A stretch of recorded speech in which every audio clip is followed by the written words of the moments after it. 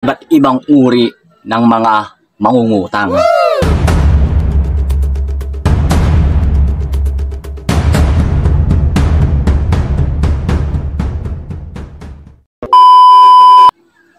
Number 1, ito yung paladesisyon.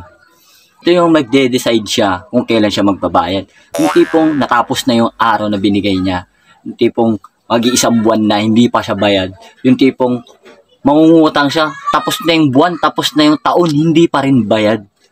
Mahiya naman kayo. Yung tindahan, binibili din nila yung pinatitinda nila dyan, hindi nila yung pinapautang lang. Pangalawa,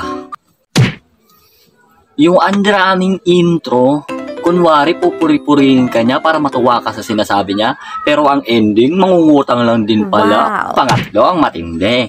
Yung hindi naman bumibili sa tindahan mo, pero ang lakas mangutang sa'yo. Number 4, ito yung nagpapadagdag ng utang, hindi pa bayad. Yung tipong, papupuno mo na yung listahan mo ng notebook, hindi pa siya bayad.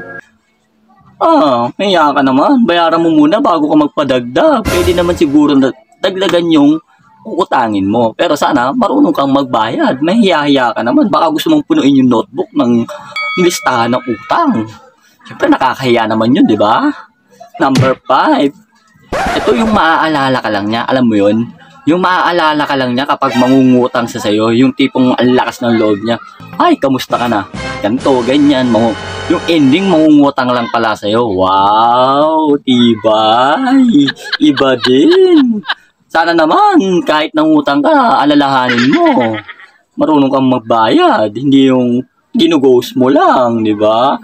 Alam mo, yung pera nila, pinaghihirapan din yan. Hindi lang yan talagang baliwala na hahayaan na lang. Maraming ganyan. Pang-ani, malam mo na Mars.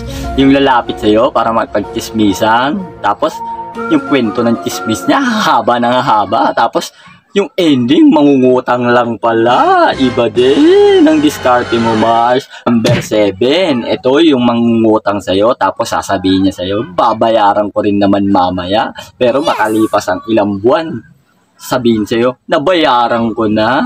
O diba, ang ending, lugi ka. Pa yung malala, kaibigan ka lang niya kapag kailangan ka niya. Kapag nakuha niyo na yung kailangan niya, wala na. Ang ending, finish na, lugi na, diba? Sino ka dyan? Si number 1? Si number 2? Si number 3? Si number 4? Si number 5? Si number 6? Si number 7?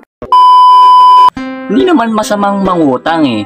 Basta, pag nangutang ka, marunong kang magbayad. Marunong kang makisama dun sa inutangan mo. Kasi kapag nangutang ka at nagbayad ka, maayos ang pakikisama mo, maayos din sila na pwede ka ulit bumalik mangutang sa kanila. Hindi ka na mahihirapan.